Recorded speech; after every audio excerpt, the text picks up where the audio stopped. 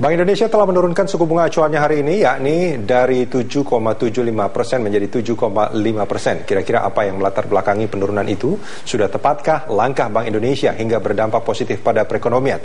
Untuk membahasnya telah hadir di studio Berita 1 Ekonom Institute for Development and Economic and Finance atau INDEF, Ahmad Erani Yustika. Mas Erani, ini langsung saja Mas, kalau kita bicara soal BI rate, ini kan baru 3 bulan ini. Ya. Sebelumnya itu sampai lebih dari 1 tahun kalau nggak salah dipertahankan 7,5%. Apa yang terbaca menurut Anda pertama kali? Saya kira data-data makroekonomi akhir-akhir ini memberi ruang kepada Bank Sentral untuk menurunkan tingkat suku bunga panduan ini. Ya. Yang pertama tentu saja berita deflasi pada bulan Januari. Kemudian neraca perdagangan kita surplus pada bulan Januari juga. Beberapa hari yang lalu diumumkan, 2-3 hari yang lalu, neraca pembayaran kita sepanjang tahun 2014 itu surplus kurang lebih 15 miliar US dollar, ditambah dengan APBN kemarin, APBNP 2015 yang sudah disepakati, di mana di dalamnya ada banyak perubahan-perubahan yang arahnya itu menjadi lebih bagus, respon pasar bagus. Nah, akumulasi dari banyak hal tadi itu saya kira dikaji oleh Bank Indonesia dan kemudian hasilnya seperti yang sama-sama kita ketahui, kemudian Bank Sentral menurunkan BI rate tadi itu. Ya, ini kan tadi dikatakan bahwa ini bukan karena alasan politis, tapi juga tidak bisa dipungkiri sebetulnya. Sudah banyak orang yang menginginkan bahwa BI rate ini kan diturunkan. Wapres mengatakan itu, DPR juga mengatakan itu. Apa sih sebetulnya dampak yang bisa terjadi dengan penurunan BI rate ini?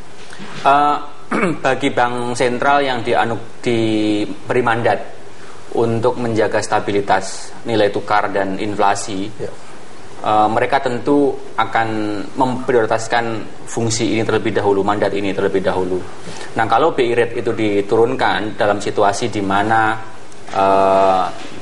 nilai tukar misalnya masih melemah, kemudian transaksi berjalan masih negatif dalam jumlah yang besar dan seterusnya, dikhawatirkan akan makin menekan nilai tukar tadi itu. Dengan BI rate yang turun, ada potensi terjadinya capital outflow, dan begitu capital outflow terjadi, maka tekanan kepada rupiah akan makin berat dirasakan.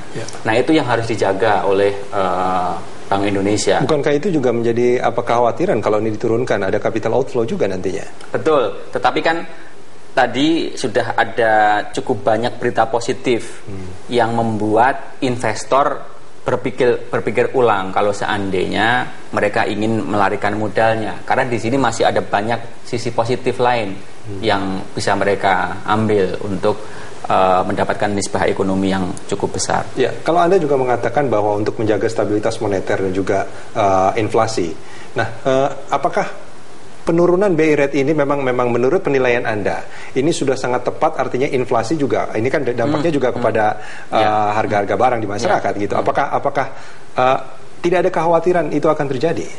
Saya kira tepat dalam banyak aspek, khususnya 2 hal. Satu, tadi saya sampaikan data-data makroekonomi cukup memberikan infrastruktur yang memadai bagi Bank Indonesia untuk menurunkan nilai tukar ini. Yang kedua, di dalam APBNP 2015 itu ada banyak asumsi ekonomi yang saya kira cukup berat untuk dicapai seandainya tidak ada lingkungan ekonomi yang memadai bagi pencapaian tujuan itu. Salah satunya adalah pertumbuhan ekonomi. Dengan 5,7% tadi itu, kemudian kalau kita andaikan BI rate-nya tinggi, tentu sulit kita mengharapkan investasi akan bisa tumbuh secara besar. Nah, dengan penurunan BI rate ini diharapkan tingkat suku bunga perbankan juga akan diturunkan, dan itu yang akan bisa mendorong investasi. Tapi kalau ini memang kalau kebijakan ekonomi memang masih harus melihat asumsi-asumsi kan Mas Erani ya. Kalau Anda mengatakan bahwa kalau BI rate-nya tinggi itu dikhawatirkan tidak ada investor yang masuk. Tapi sebetulnya kalau kita melihat datanya kan sebetulnya cukup baik gitu kan. Dana-dana yang masuk ini kan kapital inflow ini kan sudah bagus selama ini meskipun BI rate-nya tinggi gitu. Dan sebetulnya dinaikannya ini juga akan bertujuan untuk menjaga agar inflasi juga tidak terlalu tinggi. Diturunkan maksudnya? Iya, diturunkan gitu. Iya betul. Jadi nah oleh karenanya Bank Indonesia tidak terlalu khawatir bahwa penurunan BI rate nanti itu akan membuat capital outflow, karena pondasi ekonomi makro lainnya itu relatif kokoh, khususnya dalam jangka pendek ini. Dan menurut Anda kebijakan BI menurunkan BI rate saat ini itu sudah tepat? Tepat. Baik, kita akan lanjutkan ini di segmen berikut.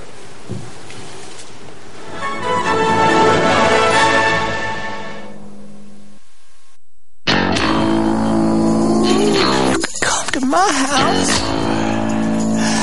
I'll make it worth your while. I'll make it worth your while. I'll tell you all my secrets. Yes, I'm gonna show them to you. Yeah, you're gonna feel it. Yes, you're gonna know it's true. Panasonic.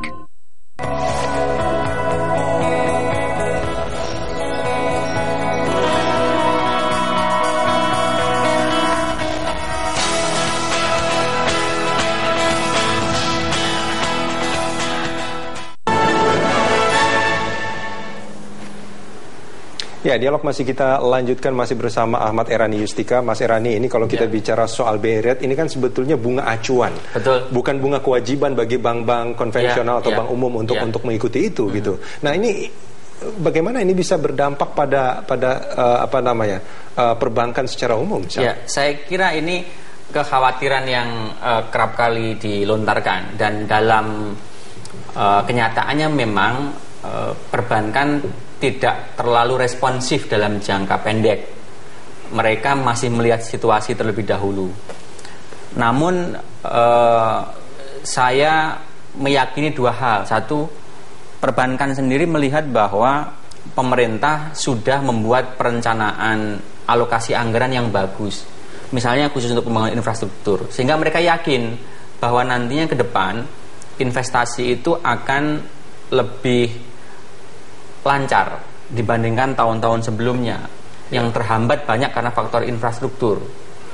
Nah, yang kedua, kita harapkan Bank Indonesia bukan hanya menurunkan tingkat suku bunga acuan ini, tetapi pada saat yang bersamaan melakukan komunikasi yang intensif kepada dunia perbankan. Kan mereka memiliki forum untuk melakukan itu. Saya kira dengan dua hal tadi itu, apa yang ingin disampaikan dalam komunikasi itu? Kerjasamanya, kerjasama bahwa termasuk Bank Indonesia mengambil keputusan ini semata-mata kan demi kepentingan ekonomi nasional. Nah, mereka tentu saja dunia usaha diharapkan mau terlibat secara aktif dalam proses untuk sumbangan bagi penguatan ekonomi nasional tadi itu. Ya, ini dia kan permasalahannya sebetulnya, Mas Erani, yang mungkin kekhawatiran saya dan juga kekhawatiran banyak orang gitu.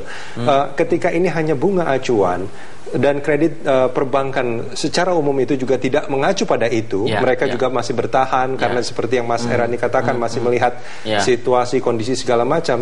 Maka tujuan untuk mencapai pertumbuhan ekonomi yang diharapkan itu juga kan jadi sesuatu yang tidak langsung bisa kita capai. Sebetulnya masih ada juga kebijakan lain dari Bank Sentral yang selama ini mungkin tidak banyak dilihat, yakni mereka sekarang membatasi adanya margin yang terlalu lebar, yang kita sebut dengan net interest margin tadi itu. Sekarang kan perlahan sudah mulai menurun.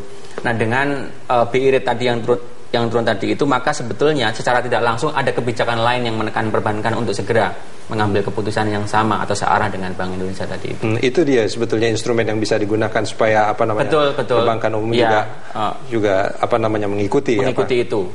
Meskipun mungkin tidak langsung dalam minggu-minggu ini. Nah, itu kalau kita bicara tidak langsung, biasanya berapa lama proses adaptasi kali ya bagi perbankan itu? Normalnya biasanya 2-3 bulan. Tapi kita harapkan jangan terlalu lama, apalagi dengan ada kebijakan lain tadi itu yang mengatur soal NIM tadi itu. Kita harapkan perbankan bisa lebih cepat beradaptasi dengan kebijakan yang baru. Apa dampaknya kalau misalkan sampai terlalu lama, Mas Erani?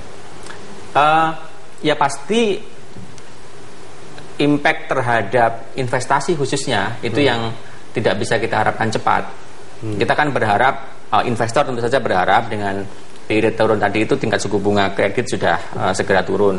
Kalau itu sudah bisa dicapai, maka eksekusi mereka untuk kegiatan investasi bisa segera dilakukan. Iya.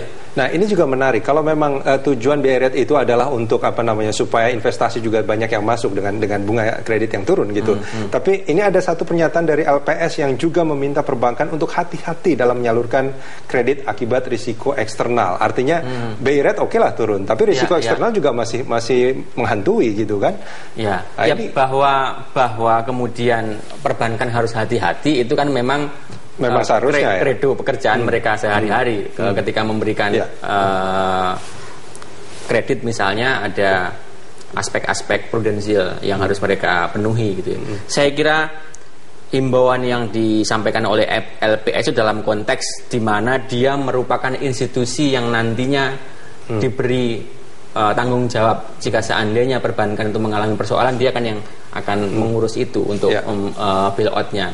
Itu hal yang wajar. Tetapi saya kira kan instrumen pengawasan perbankan sudah semikian ketatnya sehingga agak sulit bagi perbankan untuk memiliki celah dalam kegiatan misalnya pemberian kredit tanpa imbangi dengan asas kehati-hatian tadi itu. Kalau menurut Anda dengan diturunkannya BI rate ini siapa yang paling untung? Saya harapkan ekonomi nasional secara keseluruhan karena gairah investasi akan menjadi meningkat gitu ya. Dan ini kan dampaknya bagi seluruh bangsa ini karena dengan investasi yang besar penciptaan lapangan pekerjaan bisa diharapkan lebih banyak, pengangguran bisa turun, angka kemiskinan menjadi makin rendah gitu ya. Saya kira itu yang kita harapkan.